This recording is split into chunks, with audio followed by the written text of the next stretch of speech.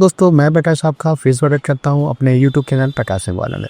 दोस्तों, आज अपने बारे में बात कर रहे करना है कि जब हमने पेन का बिज़नेस शुरू किया, तो उसको बढ़ाने के लिए, उसकी सेल बढ़ाने के लिए, बिज़नेस को बढ़ाने के लिए हमने क्या-क्या स्ट्रैटेजी अपनाई, किस तरीके से हम आगे बढ़े, कैसे-कैसे प्रोडक्ट को हमने अपने एरिया में एस्टेब्लिश किया, कंपनी को अपने एरिया में एस्टेब्लिश किया। एक कम इसमें सपोर्ट दोनों का रहता है, कंपनी भी सपोर्ट करती है और डीलर को भी मेहनत करनी पड़ती है। अगर आप अपने आप को सपोर्ट करना चाहते हैं, आप अपनी शॉप को सपोर्ट करना चाहते हैं, तो जो मेरे अनुभव हैं, हमको जैसे 25-30 साल हो गया पेंट का काम करते हुए, हमको कई हमने समय देखे, कई हमने सिचुएशन देखी, मार्केट देखी, प्रोडक्ट बदलते हुए देखे, कंपनी की सेल बदलते हुए देखी। किस तरीके से हमने समय के साथ अपने शॉप को रेनोवेट किया, किस तरीके समय के साथ हमने अपने आप को अपग्रेड किया, किस तरीके समय के साथ-साथ प्रोडक्ट को अपग्रेड दिया, कब किस कंपनी के साथ रहे, कब किस कंपनी को साथ छोड़ा, कब कंपनी किस कंपनी के साथ बहुत आगे बढ़े, क्या हुआ? ये कई पार्ट की एक सीरीज़ बनाते हैं और बहुत से लोगों ने इस चीज़ को पूछा और जानना चाहा कि क्या कैसे बदला।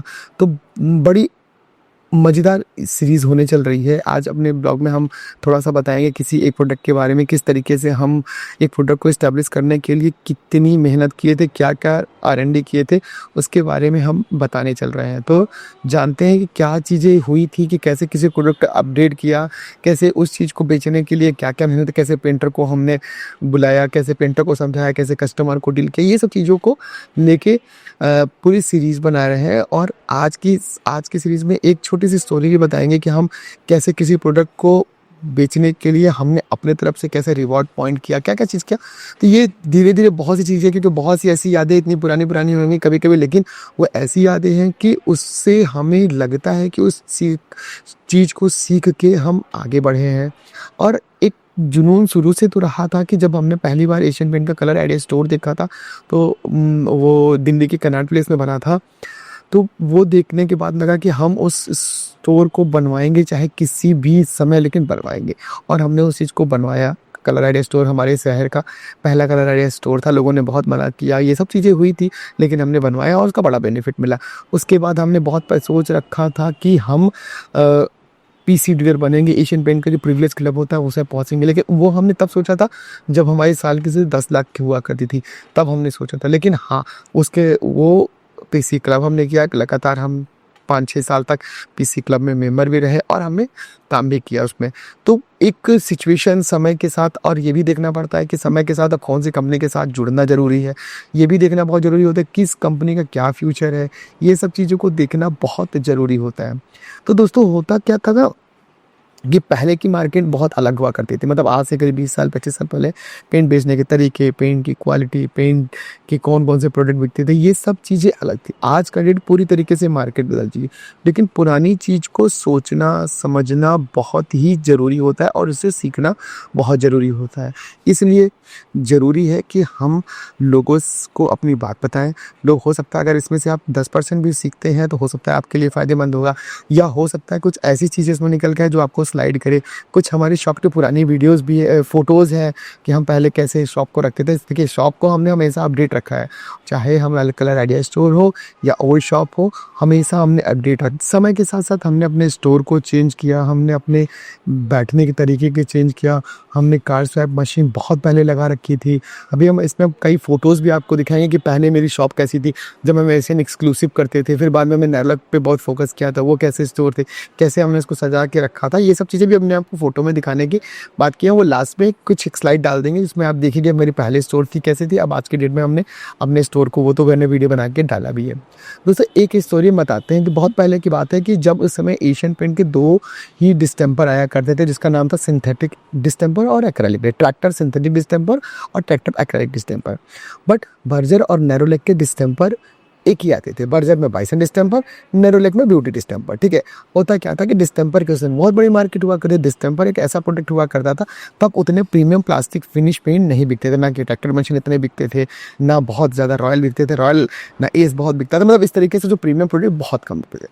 डिस्टेंपर की ही सेल थी। नई-नई हमने मशीन लगाई थी, कलर आइडिया कलर वर्ड की नई-नई मशीन हमने लगाई थी, जो शुरू भर-भर के था कि मतलब काम करना है एकदम इस तरीके से। लेकिन हम जो सिंथेटिक डिस्टेंपर था और एक्रेलिक डिस्टेंपर था, ये पड़ते बड़े महंगे थे। मतलब बर्जर से काफ़ी महंगा पड़ता था और नेरोलैक से काफ़ी महंगा पड़ता था। अब बात आती थी कि हमारे पास ये डिस्टेम्पर नहीं था, लेकिन हमें मार्केट में नामी था। इसी बीच कंपनी ने एक उत्सो एक्रेलिक डिस्टेम्पर लॉन्च किया जो कि कम वैल्यू का था, कम रेट का था। तो अब वो पीले रंग की बाल्टी हुआ करती थी, वो उस समय पीले रंग की बाल्टी हुआ करती थी। अब उस समय ये जब मटेरियल आया तो कई बार ये प्रोडक्ट फ्लॉप हुआ फिर बिका, मतलब आया गया इस तरीके से।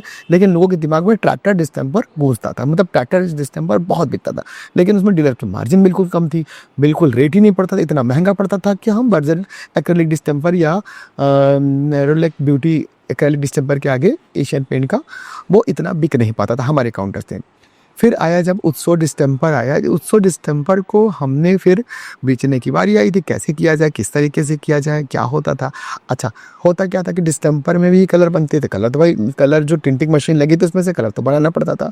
बहुत सोचने के बाद हुआ कि अगर इसको हमें मार्केट में चलाना है तो कुछ ना कुछ रिवाइड पॉइंट, टोकन, कैश, कूपन वगैरह देना पड़ेगा। एशियन पेंट में ऐसा कुछ पहले ऐसा था ही नहीं, जैसे आज टोकन हर चीज़ में आते थे और डिस्टेम्पर में तो वैसे भी नहीं आते थे। बहुत बड़े ट्रैक्टर में आता था, बट ये उत्सव में तो बिल्कुल नहीं थी, क्योंकि कॉस्ट कटिंग था। रेट में भी कंपनी कोई जान रही थी कि इस रेंज में मतलब हमने दिया है तो कॉस्ट कटिंग करनी थी। तो अब क्या था कि अब इसको कैसे करें। तो इसको करने के लिए डिस्टेम्पर तो हमने बहुत मंगा लिया था। डिस्टेम्पर मंगाने के बाद इतना डिस्टेम्पर हो गया था कि ये मान के चलिए कि इसको बेचना हमारे लिए बड़ा प्रॉफिटेबिलिटी था।